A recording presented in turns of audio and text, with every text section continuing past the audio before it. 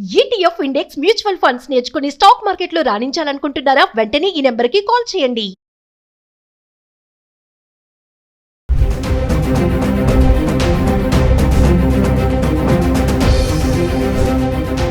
నమస్తే, welcome back to Suman TV. Present మనతో పాటు ఉన్నారు ఎనలిస్ట్ మందరి కృష్ణారెడ్డి గారు.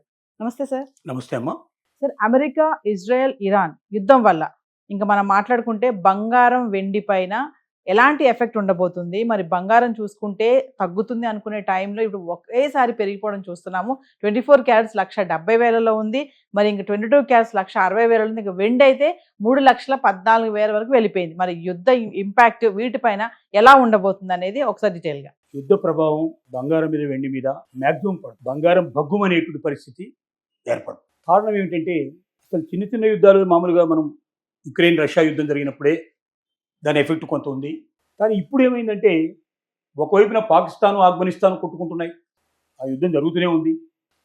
ఇక్కడ మనం ఇరాను, అమెరికా, ఇజ్రాయెల్ మధ్యలో యుద్ధం అంటున్నాము. కానీ గల్ఫ్ దేశాల మీద ఇరాన్ చేస్తున్న దాడుల వల్ల గల్ఫ్ నుంచి వచ్చేటువంటి మొత్తం కార్గో విమానాలు కానీ, ప్రయాణికుల విమానాలు కానీ పూర్తిగా స్తంభించిపోయాయి. విమాన రాకపోకలే పూర్తిగా ఆగిపోయాయి. చాలామంది దుబాయ్ నుంచి బంగారం తెస్తున్నారు, గల్ఫ్ దేశాల నుంచి బంగారం వస్తుంది, దాన్ని పట్టుకున్నారు ఎయిర్పోర్ట్లో అని చెప్పి మనం ప్రతిరోజు ఏదో ఒక వార్త చూసేవాళ్ళం.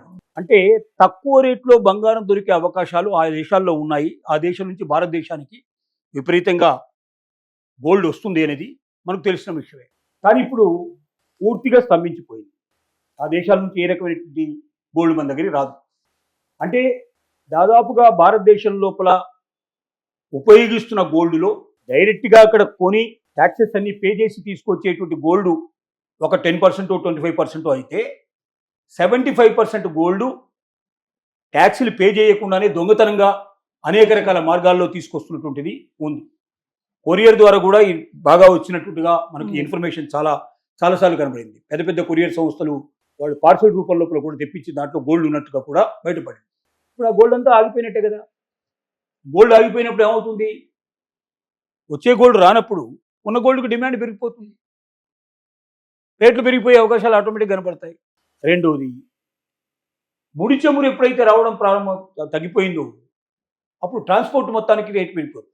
మరి బంగారాన్ని కూడా ఒక ప్రాంతం నుంచి ఇంకో ప్రాంతానికి తీసుకెళ్లాలంటే దానికి తగినటువంటి పద్ధతిలో తీసుకెళ్లాల్సిందే కదా.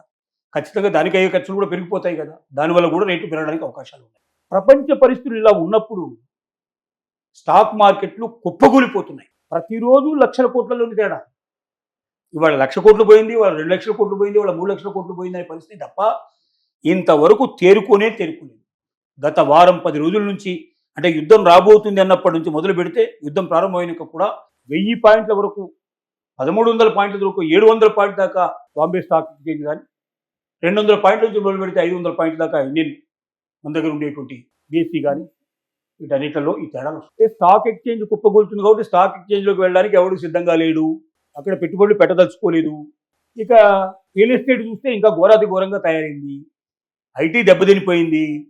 ఎవడి ఉద్యోగం ఎప్పుడు ఊడిపోతుందో తెలియని పరిస్థితిలో ఉన్న సిచ్యువేషన్స్. అలాంటప్పుడు EMIలు కట్టాలి, ఇంకోటి కట్టాలి. భవిష్యత్తు ముందు ఉద్యోగానికే భద్రత లేనప్పుడు, భవిష్యత్తులో ఉద్యోగం నుంచి వచ్చేటువంటి డబ్బుతో మనం కడతామన్న నమ్మకమే లేనప్పుడు కొత్తగా కొనడానికి ఎవరు సిద్ధంగా లేరు. ఇళ్ళు కానీ, స్థలాలు కానీ, పొలాలు కానీ కొనేవాళ్ళు లేరు. కాబట్టి దాని మీద పెట్టుబడులన్నీ ఆగిపోయినాయి. మరి అటు రియల్ ఎస్టేట్లో పెట్టుబడి పెట్టక, ఇటు స్టాక్ ఎక్స్చేంజ్లో పెట్టుబడి పెట్టక, బ్యాంకుల్లో దాచుకుందామంటే పెద్దగా ఇంట్రెస్ట్ వచ్చే అవకాశాలు లేవు. కాబట్టి అన్నిటికన్నా ఉత్తమమైన మార్గం ఏమిటంటే బంగారం. కాబట్టి కొనడానికి సిద్ధపడేవాళ్ళు కొంటూనే ఉన్నారు. సో ఈ యుద్ధం ఎంతకాలం నడుస్తుందో అంతకాలం రేట్లు పెరగడమే తప్ప తగ్గడం అనేటువంటి సమస్య ఉండదు. అంటే యుద్ధం జరిగినంత వరకు కూడా రేట్లు పెరుగుతాయని అంటున్నారు. అంటే ఒకవేళ యుద్ధం ఆగిపోతే పడిపోతుంది అంటారా? యుద్ధం ఆగిన తర్వాత పరిస్థితులు ఎలా ఉంటాయో ఇప్పుడే మనం చెప్పలేము.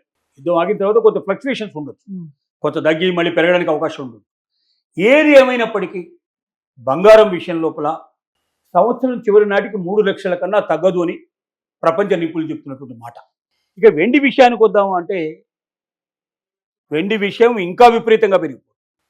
అది 5 లక్షలు టచ్ చేసినా, 5 లక్షలు దాటిపోయినా కూడా ఆశ్చర్యపడాల్సిన అవసరం లేదనేది ప్రపంచ నిపుణులు చెప్తున్నారు.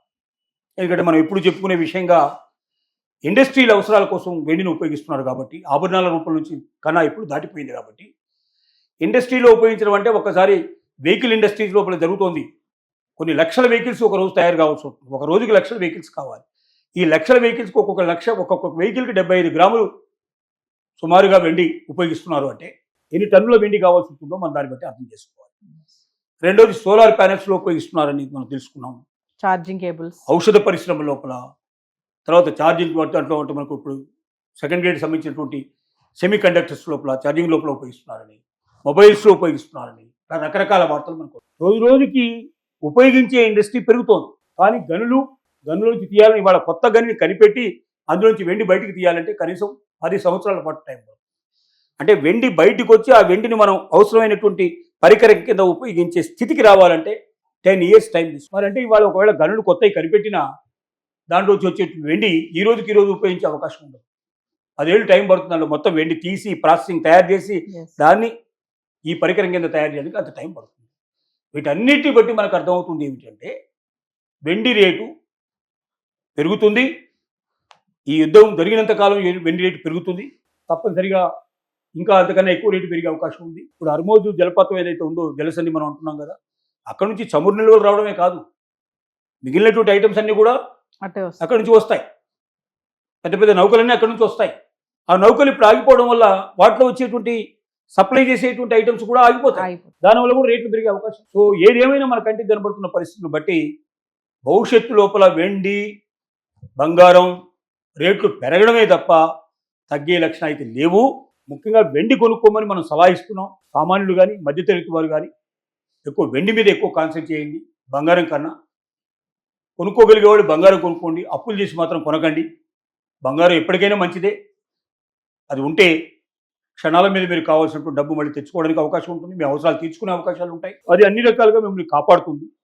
కానీ అప్పులు చేసి తెస్తే ఏమవుతుందంటే ఆ వడ్డీ కట్టడానికే డబ్బులు సరిపోయిన పరిస్థితి ఏర్పడి చివరికి మళ్ళీ తెగనమ్ముకోవాల్సిన పరిస్థితులు ఏర్పడతాయి. అలాంటి స్థితి లేకుండా కంఫర్టబుల్గా మీరు ఉండి కొనుక్కోదలుచుకుంటే బంగారం మంచిదే. కానీ అది కొనలేని పరిస్థితిలో ఉండేటువంటి మధ్యతరగతి వారు, దిగువ మధ్యతరగతి వారు, సామాన్యులు వెండి మీద కాన్సన్ట్రేట్ చేయండి. బంగారం కన్నా ఎన్నో రెట్లు వెండి ఎక్కువగా పెరుగుతుంది. కాబట్టి లాభాల పరంపర మీకు వస్తుంది. కాబట్టి దాని మీద కాన్సన్ట్రేట్ చేయమని మనం కోరుకుంటున్నాం. Thank you.